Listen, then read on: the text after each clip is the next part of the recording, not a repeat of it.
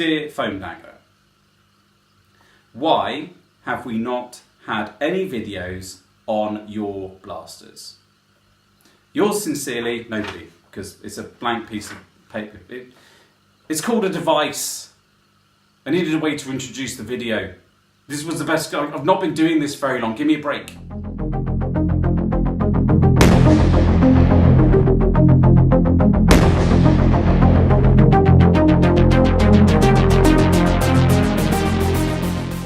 What I want to do today is to talk about a couple of blasters that I've modded, and I want to talk about my two main sidearms. One of which I'm, for some reason, waving about in front of me because I've had a lot of coffee this morning.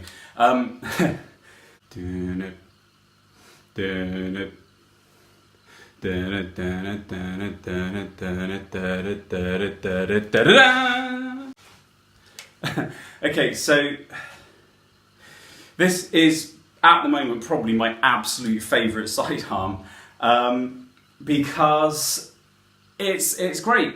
It fits really comfortably in a holster. It's really quick and easy to use.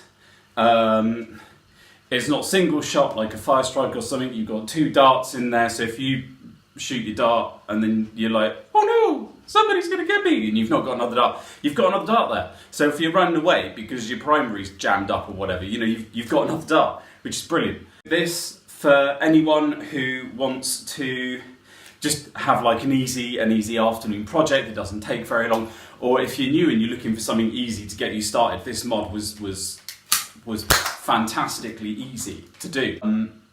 Don't do it. Everyone's doing fire strikes. Everybody buys a fire strike because they're cheap and they're single shot and they look easy. Do you know what? This is easier. And it's two shots. This is basically a jolt. It's a jolt reskin. It's basically a jolt. Love Doubledown. Absolutely brilliant. The mod is dead easy. Essentially, all I did with this was I took the back off because it's basically a jolt. And I had a retaliator spring lying round. So I doubled the springs up with a retaliator spring. You can go out and buy a new spring, but I'm lazy. Now, you could leave it at that. However, I then brassed the barrels. Brassing the barrels is dead easy to do, and it improves your performance quite significantly. Essentially, what you do is you get yourself some 17 30 seconds brass. I normally sand it down a bit to make it a little bit thinner, and then get a drill or a file or something and remount the inside of your barrels a little bit so that it fits, and then just get a hammer, knock it in, cut the end off, job done. Brilliant, dead easy. The blast is about £6, the brass was about £5. The spring didn't cost me anything because I had it lying around, but you can always go online and buy a retaliator spring, I suppose, if you really wanted to. But Foamy, why do we brass breeches? That is a very good question. We brass the breech because the breech on a Nerf blaster, especially a front loader like this, only actually grabs the dart in a small section right at the top of the breech. The rest of this is far too loose to make a good air seal. If you brass the breech with something which is the same internal diameter as the outside diameter of a Nerf dart, what you end up with is an air seal which covers the whole of the barrel. And that means that more of that air pressure from your plunger tube forces the dart out of the front, and that will improve your performance. Says science. Science! I don't know what that was. The second blaster I'm going to talk about in this video is my Hammershot. Now, this doesn't really act as a sidearm because, quite honestly, it doesn't fit in any holster that I own. What it is really good for is games like HVZ, as the Hammershot is, because you can constantly top it up because it's got a turret on it. Now, aside from the fact that I'm really pleased with this, I want to talk about this because A, it cost me quite a lot of money overall, and I want to talk about how I did that. And secondly, B, I made a few mistakes with it, which I'm actually going to point out so you don't make the same mistakes that I did. The way that I built a £100 blaster without breaking the bank was to plan the mod. And this blaster took me about 6 to 8 months of acquiring parts and installing them. So the very first thing that I did was I bought my Hammershot and I bought my choice of paint. And I did the paint job. And it was that simple. It was a stock Hammershot with a paint job, which I then took to wars and ran in wars. I then bought the paracord and did the paracord wrap and stuck some beady things on it. That cost me next to nothing, but I think it looks great. Check that out. Check that out. That's pretty awesome. And that was, for a while, my Hammershot. I was then later on gifted the blaster parts full metal kit.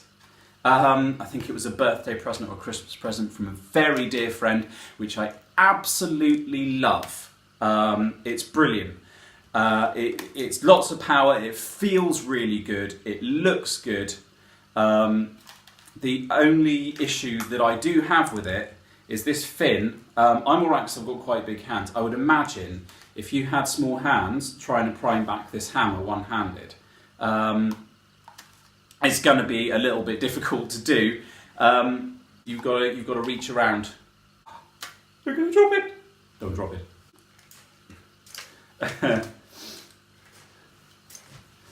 I don't know what I'm doing. I dropped it. To prime it back. This fin, the point of this fin is that it improves your ability to slam fire. I then bought the Gavin Fuzzy 8-shot a little bit later on, and when I bought that I also installed a little bit of a party trick. It's a bit of a gimmick. You'll see that the cylinder is clear, but that cylinder actually lights up green to match the paint job, which I was really pleased with.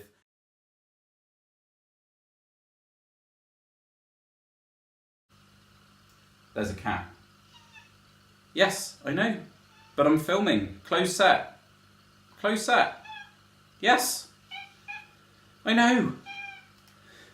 Well, stop talking on camera. You're throwing me off. Go away.